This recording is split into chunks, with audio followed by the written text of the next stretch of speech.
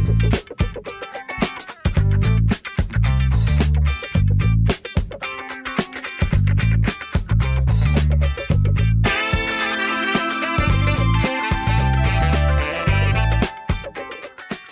Topic के अंदर हम रिमेनिंग जो हमारी प्रिसीजन ड्राइंग टूल्स है उनकी बात करते हैं। 3 हमने इनिशियल प्रीवियस टॉपिक में कवर किए हैं। तो सबसे पहले हम बात करते हैं ओ स्नैप की। हमारे पास सपोज आपके पास एक हॉरिजॉन्टल लाइन है, आपको नज़र आ रही है। तो इसके साथ अगर आपको टास्क मिलता है कि आपने इसी हॉरिजॉन्टल लाइन के साथ एक वर्टिकल लाइन जो है वो अगर ड्रा करनी है और वो मिड पॉइंट जो आपकी हॉरिजॉन्टल लाइन से स्टार्ट हो, तो हम कैसे करेंगे? तो ये हम यूज़ करने जा रहे हैं, ऑटोकैड के अंदर हम इस्तेमाल करेंगे।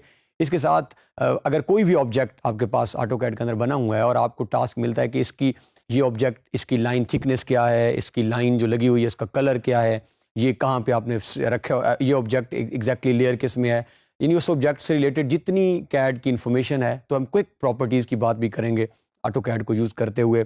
इसी पैरेलल टू दिस हम जब कोई भी लाइन लगा रहे होते हैं तो साथ हमारे पास यूनिट्स नज़र आ रहे होते हैं कि ये जिस तरह हमने देखा एंगल्स, कि ये 35 एंगल लग रहा है और उसकी लेंथ इतनी है। तो अगर हमने इस कमांड को भी ऑन एंड ऑफ करना हो तो उसको कैसे करते हैं? तो ये हम रिमेनिंग जो हमारी 3 to 4 प्रिसीजन ड्राइंग टूल्स जो हमारी ड्राइंग को मोर प्रिसाइज बनाते हैं उसको हम यूज़ करते हैं। तो आइए हम देखते हैं कि इन कमांड्स को हम कैड में कैसे इस्तेमाल करते हैं।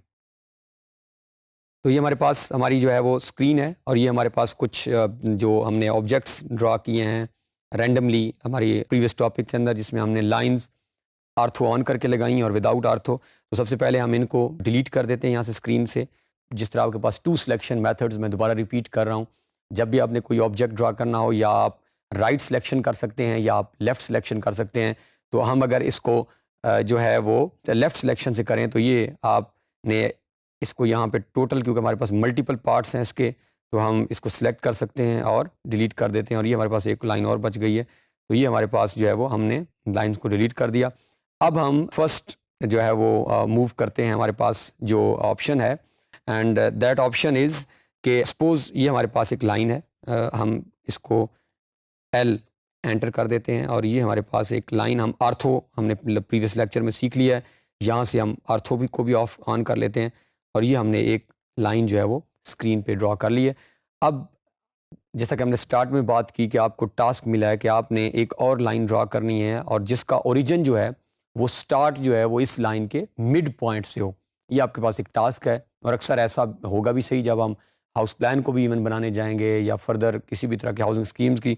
तो हम एल एंटर करते हैं लाइन की कमांड और अगर हम कर्सर मूव कर रहे हैं, हम चाह रहे हैं कि हम कोई ऐसा पॉइंट ढूंढ लें जो हमारे पास इस लाइन का मिड पॉइंट बने। तो हमारे पास कोई ऐसा पॉइंट नज़र नहीं आ रहा, ना कोई ऐसा कोई हिंट हमें मिल रहा है जहाँ से हमें आइडिया हो कि हम इसको किस तरह सेंटर पॉइंट से क्लिक कर सकते हैं। तो इसके लिए हमारे पास जो ऑप्शन मौजूद है, अगेन हम यहीं से जहाँ से हमने ऑलरेडी स्नैप्स की सेटिंग्स देखी हैं, अगर आप स्नैप सेटिंग पे क्लिक करें जहाँ से हमने ग्रिड्स की बात की थी, स्पेसिंग की बात की थी, तो यहाँ पे हमारे पास जो है वो ऑप्शन मौजूद है ऑब्जेक्ट स्नैप का। फर्दर ऑप्शन भी हैं इसी पास हमारे पास ऑब्जेक्ट स्नैप। तो इसका मतलब क्या है कि ये बता रहा है कि जो आपने ऑब्जेक्ट ड्रॉ किया हुआ है, अब आप जो नया ऑब्जेक्ट अगर सपोज बनाना चाह रहे हैं तो किन किन पॉइंट्स, ये जो लाइन हमारे पास ऑलरेडी लगी हुई है, इसके किन किन पॉइंट से आप एक नया ऑब्जेक्ट जो है वो स्टार्ट कर देते हैं। तो अब हम टारगेट ओरिएंटेड मूव करते हैं, जैसा कि हमें टारगेट है कि हमने मिड पॉइंट पिक करना है। तो आप जैसे ही मिड पॉइंट पे क्लिक करेंगे, यहाँ एक बेसिक जो गलती हो सकती है उसको आप अभी अपने पास नोटबुक में जो है वो नोट करके लिखें।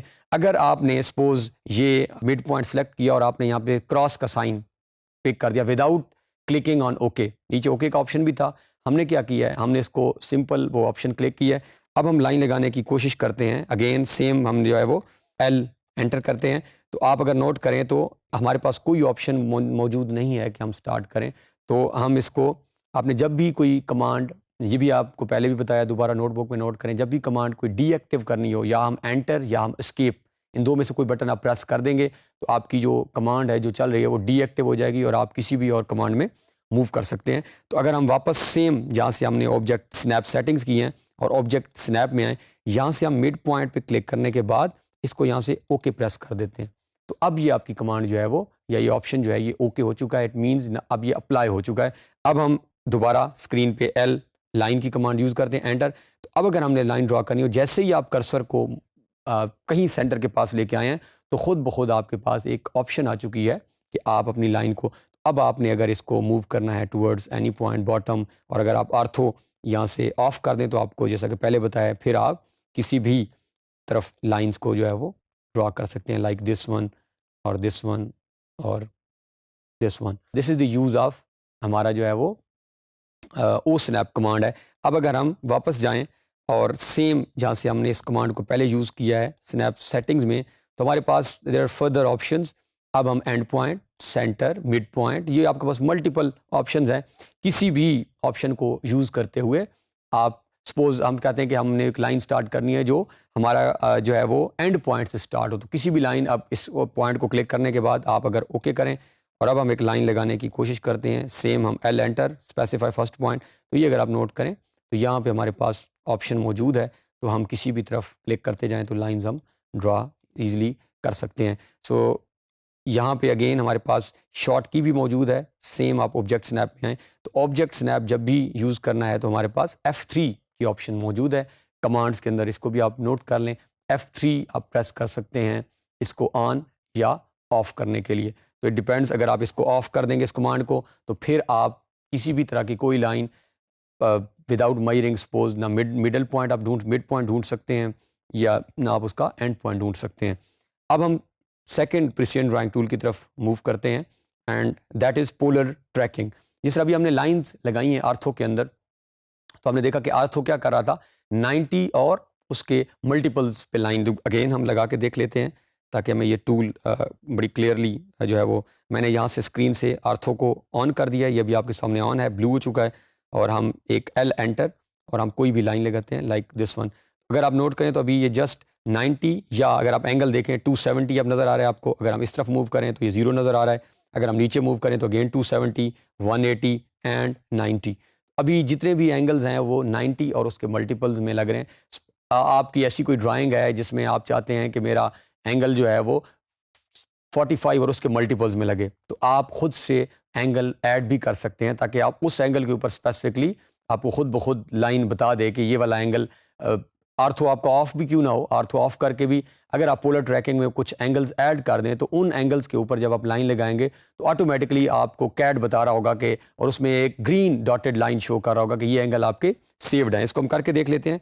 अगर आप वापस आते हैं और इसको हम सेलेक्ट करते हैं और फिलहाल हम इसे करते हैं डिलीट, और यहाँ पे हम आते हैं नीचे सेम स्नैप सेटिंग्स में, तो यहाँ पे ऑप्शन है पोलर ट्रैकिंग की। F10 का भी ऑप्शन भी यूज़ कर सकते हैं, this is short key of polar tracking, but you can access this from snap settings. तो यहाँ पे अभी तक जो है वो जो इंक्रीमेंट हमारा जो एंगल है वो 90 है, यानी अभी वो लाइंस लग रही हैं 90 और 90 के मल्टीपल्स में ईजिली। तो अब हम एडिशनल एंगल्स पे अगर क्लिक करें और न्यू में जाके हम सपोज कोई भी एंगल ऐड कर दें 45, देन अगेन न्यू, हम जो है वो 120 सपोज ऐड कर देते हैं, फिर हम न्यू पे क्लिक करते हैं, फिर हम 150 ऐड कर लेते हैं, हम फिर न्यू पे क्लिक कर देते हैं।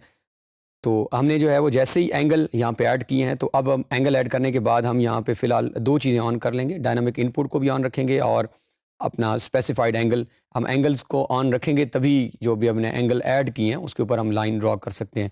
अब मैं अगर L enter, L is short की अगेन फॉर लाइन, अब अगर हम लाइन लगाते हैं तो जितने एंगल्स हमने ऐड किए हैं, अगर आपने गौर किया होगा तो हमारे पास 90 और उसके मल्टीपल। अब सपोज ये आप कर्सर को मूव करते हैं तो ये हमने जो हमारे पास एंगल 45 ये हमने ऐड किया, ये आप अगर नोट करें तो 90। अगर हम फिर मूव करते हैं तो जहाँ जहाँ हमारे जो जो एंगल्स हमने 120 स्पेसिफाई किए हैं, जब आप उन एंगल्स के ऊपर कर्सर को लेते आते हैं तो एक ग्रीन डॉटेड लाइन आपको स्क्रीन के ऊपर नज़र आ रही है। तो ये इनफैक्ट आपका एक बेनिफिट है कि जब आप किसी ऐसी ड्राइंग में वर्क कर रहे हो, जब आपने किसी एक स्पेसिफिक डिजिट किसी एंगल के या उसके मल्टीपल्स को लगाना हो, तो हम जाके इसको इंक्रीमेंटल एंगल में ऐड कर सकते हैं।